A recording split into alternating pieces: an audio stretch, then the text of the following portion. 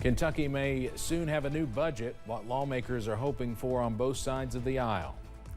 And one state park could be expanding, what that expansion could include and how it could impact the economy. Plus, we are drier for midweek, but the forecast takes a turn for Easter weekend. Those details on the way as Mountain News First at 4 continues. Mountain News First at 4 continues. Kentucky lawmakers may be close to voting on a final budget. A free conference committee released its report this morning. It's a compromise spending plan based on meetings with both representatives and senators. WYMT's Phil Pendleton has more from the state capitol.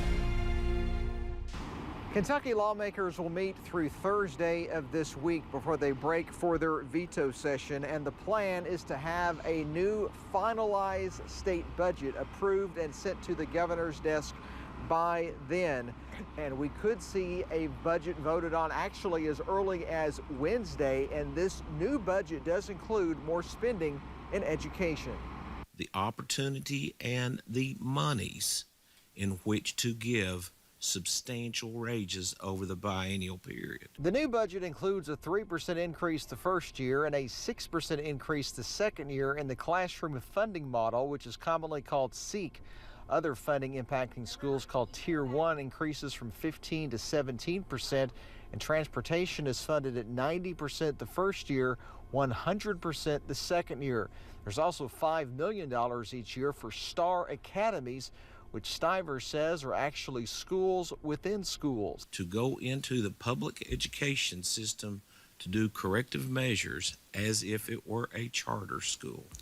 The budget also includes salary adjustments for other state employees. Senator McDaniel said that it includes money for each of the next 2 fiscal years. There's also something in there called Child Care for Child Care, essentially scholarships for child care education, along with other help for people wanting to get child care businesses off the ground. In Frankfort, Phil Pendleton, now back to you.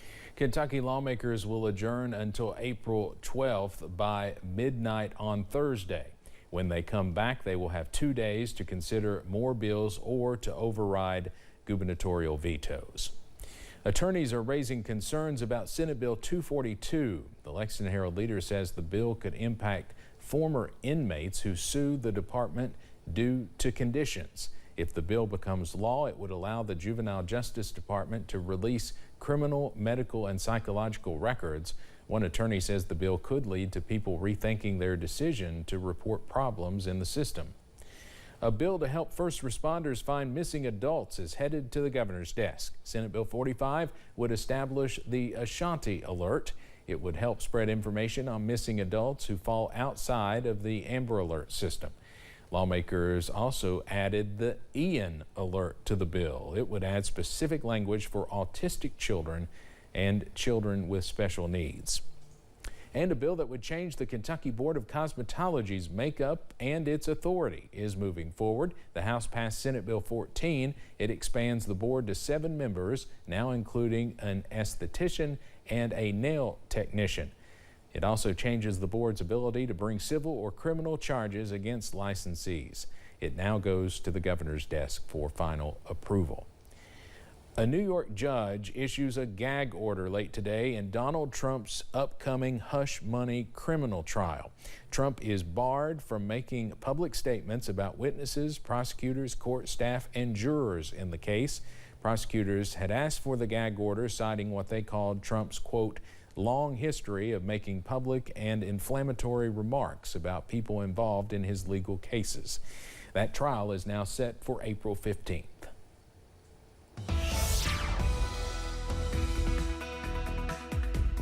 We are tracking some more wet weather as we go into this evening, but some improvements on the way as drier air is set to return. But right now on First Alert Pinpoint Doppler, that wet weather does continue. The good news, no severe weather, no thunderstorms, but we are tracking some more light to moderate showers. Zooming into the Cumberland Valley, some heavier downpours in McCreary County, pushing close to the Laurel, also Pulaski County line, also moving into portions of Rockcastle County at this hour. And same story for the Big Sandy Valley, also close to the I-64 corridor. some more light showers at this hour. A live look from soggy downtown Somerset. That current temperature is sitting at 55 degrees.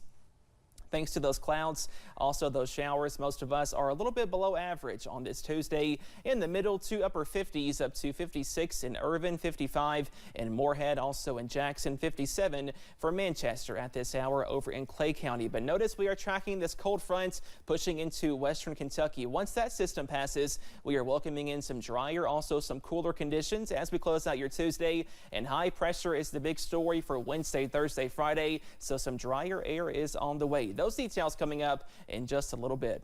Steve? All right, Cameron, thanks. While many people are looking forward to warmer weather this spring, the Breaks Interstate Park is already preparing for summertime. WYMT's Buddy Forbes has more about those plans.